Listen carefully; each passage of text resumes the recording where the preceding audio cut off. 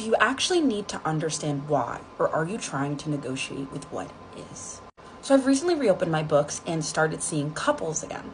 And in this particular session, I was meeting with a husband and wife where the core issue behind their conflicts was the husband's need to understand why the wife was hurt or why his behavior was hurtful in order to address the pain that was caused. This would also apply to situations where the pain or discomfort caused wasn't necessarily a result of his own actions or him in general. Now, I know this is going to rankle some of my logic-minded people, but walk with me, okay? If your house was on fire, would you prefer that the firefighters address the fire and figure out the cause afterwards, or need a full understanding of the cause before they were able to remove the danger from the situation and save your house? Now, I know our relationships aren't houses on fire, even if they feel like that sometimes. But this really got me thinking about understanding as a prerequisite for accountability and for ultimately care. And I think if we're really honest with ourselves, self included, that search for the why is often a bit loaded. Do we really need to know why, or are we looking for ammunition for our counter argument? When we hurt someone, are we searching for that why in order to negotiate our level of obligation to their pain?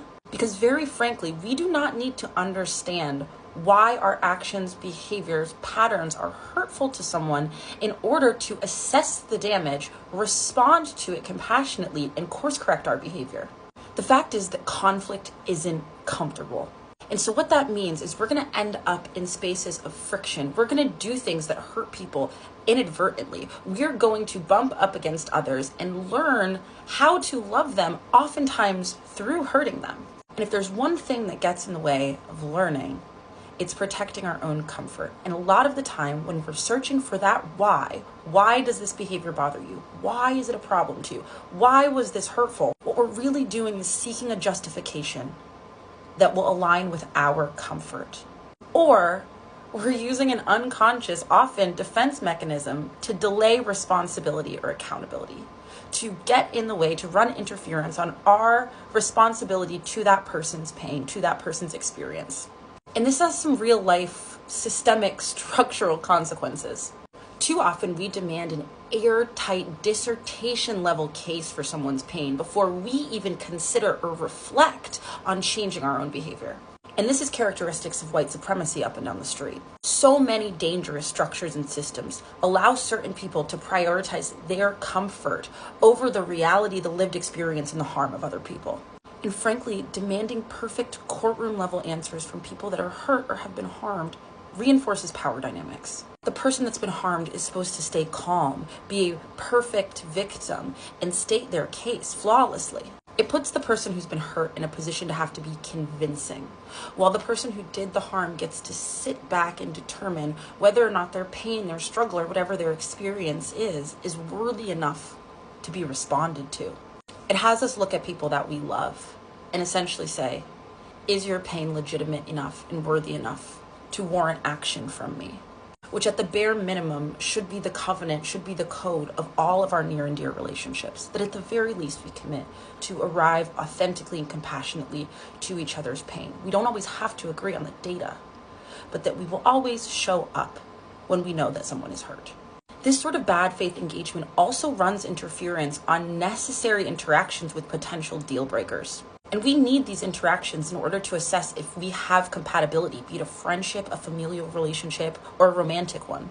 When we use "I just don't get it" as a shield against responsibility and changed behavior, when we know we're unwilling to course correct, we're stringing someone along who believes that if they explain, if they create an argument compelling enough, that we'll eventually stop hurting them in that way. This is deeply unfair. The fact is that pain doesn't pause while you process. And I think we often forget that relationships that are healthy, that are equitable, are also elective.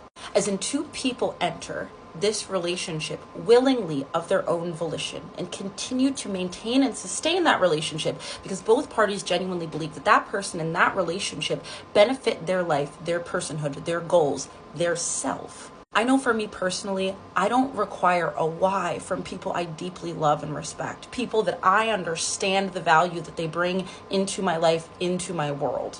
I think the exhaustive labor of providing a why is often reserved for folks whose needs inconvenience us, whose needs we actually don't want to meet or feel coerced to meet or are unwilling to meet in general. And this is an important thing. This is an important moment, right, to arrive to in relationships, to really look at a person, whether it's your friend, your family member, your lover, your husband, your wife, your partner, and go, are you a person that I love and am invested in enough to change my behavior when I realize that I'm hurting you, to allow myself to be inconvenienced by you, by the ways that I need to adapt in this relationship, because the value that you bring into my life is worth it to me.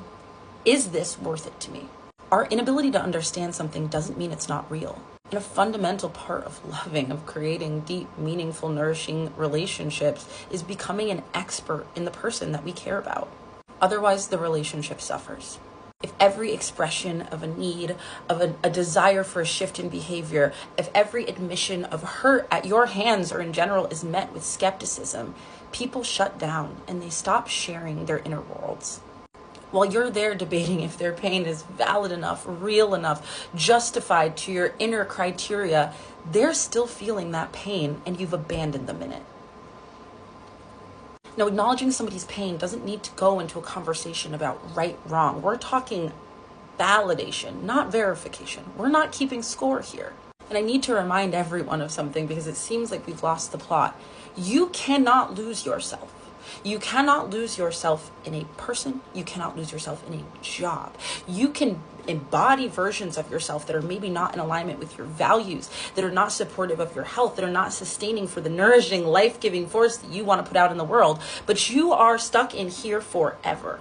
And any ideology, any sort of myth that you can lose yourself by tending to another in a reciprocal, mutual, caring, and healthy, sane relationship is garbage. I don't know how else to say it. Our relationships, our very world, frankly, depend on our ability to learn to listen without resistance. We have to learn how to trust each other's experiences, even if it doesn't make sense to us. And we need the healing that kind of relationality yields.